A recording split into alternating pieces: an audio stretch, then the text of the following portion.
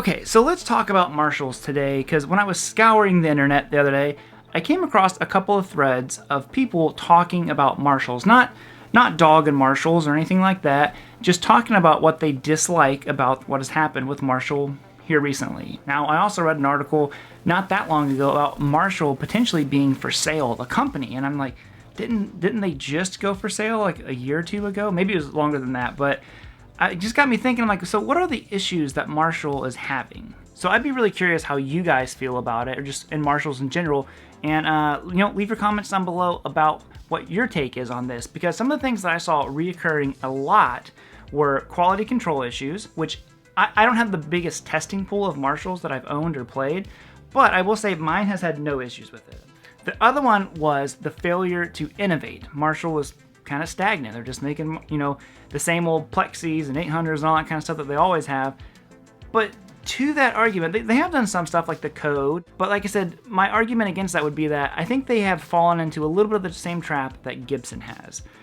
Gibson, as soon as they try to do something a little bit too out there, too different, people are like, nope, boo, we don't like it. Just make Les Pauls. And then they go back to just making traditional Les Pauls, and everyone's like, you just never do anything new, do you? So a lot of these legacy brands that have been around for a long time, I think it's a little bit tough. And the final one that I saw was people saying that there are other brands who make better Marshalls than Marshall. Friedman being one of the most popular ones that people listed. So today we're going to compare my JEL50, which is 1/2 Plexi, 1/2 800, to my JMP, which I know this is 100 watt, the JEL is 50, and to my old JCM 800, and just kind of see how Friedman's take kind of stacks up against Marshall's take. Now, I do want to give a big shout out and thank you to Sweetwater for sponsoring today's video. I will link all the stuff that I have here that's over there on Sweetwater down below.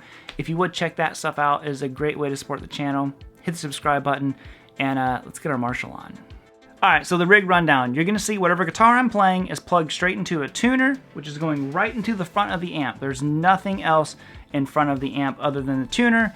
That's all running into the UA aux. I've got a 4x12 here with greenback speakers, and a 121 and a 57 miking it up. The reverb you're hearing is out of the aux, and I'll just put whatever amp I'm on. You got the Friedman JEL, the Marshall 1959 hand-wired, and my good old trusty JCM 800. So now, let's get to the tones.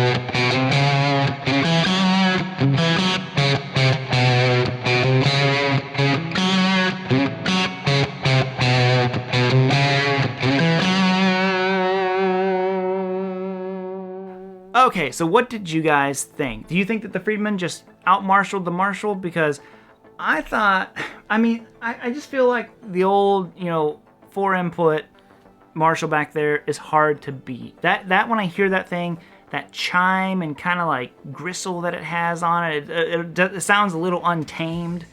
I love that thing. I think the JEL is an incredible amp. I love Dave's take on the 800 and the Plexi circuit. But I think it's hard, man. That's a 100 watt amp, and that is a 50 watt. I just don't have the other amps. I don't have a 50 watt Plexi to compare to it. But I don't think that it out-marshalled it. I think that they both sounded good, but I don't know. I mean, I think maybe the 800 and the Friedman sounded better than my 800, but I'm gonna go with the Plexi all day long, but again, it's 100 watts. So curious to know what you guys think. Thanks again to Sweetwater for checking this out. Oh, also, this is probably the last video of the year, so I just want to wish everyone a happy new year. Thanks for such a great year. Happy holidays to everyone. Merry Christmas. Everything. I just hope you have a great end of your year, and then, see you in 2025. Later, homies.